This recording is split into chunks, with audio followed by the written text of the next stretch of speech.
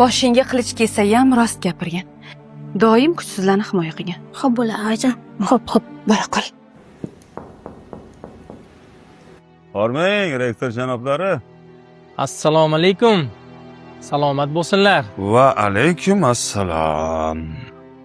3-4 yil avval o'tirgan kursingizga rosa yarashardingiz. Menimcha semirdingiz. Kursiga yarashmayapsiz. Tushunmadim. O'g'limni kontrakt pullarini o'z vaqtida to'lab qo'yganmiz. Negadir diplom o'z vaqtida berilmayapti. Ey, haqmisan? Mag'rur tur. Aka, bu yer universitet. Kontrakt to'ladi degani aniq diplom oladi degani emas. Diplomni himoya qilish kerak. Buni boshqa yo'llari ham bordir. Hoy bola, qing'ir yo'lga boshlamoqchi bo'lganlarga qat'iy javob ber. Yo'q. Siz hali yoshsiz. O'sishingiz kerak. Sizga hozir yo'qlar emas, ko'proq xo'plar kerakmi deyman-da.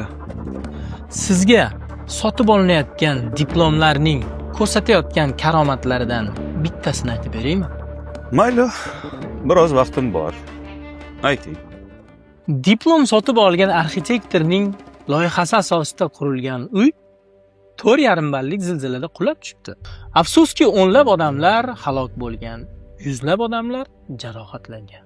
Mana shu jarohatlanganlardan biri operatsiya qildirish uchun diplom sotib olgan jarrohning qo'liga boradi.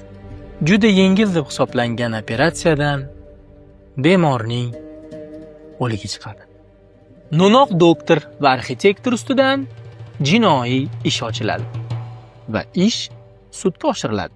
Qarangki, ishni ham diplomini sotib olgan sudya ko'ribdi. Qahramonlarimiz, ya'ni shifokor va arxitektor sud zalidan ozod etilibdi. To'g'ri, bu voqea O'zbekistonda bo'lmagan. Lekin ta'lim sifatini va diplom furushlikni hozir ko'rib chiqmasak, O'zbekistonda ham bo'ladi. O'zingni va xatoingni kichik sanama. Sen katta ishlar qilishing kerak.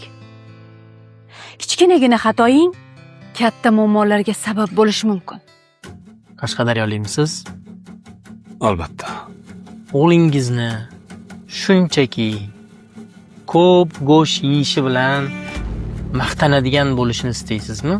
Yoki Nasafiy bobodek, Amur Temur bobodek, Abdulla Oripovdek bo'lishini? Sizga bitta savol bersam bo'ladimi?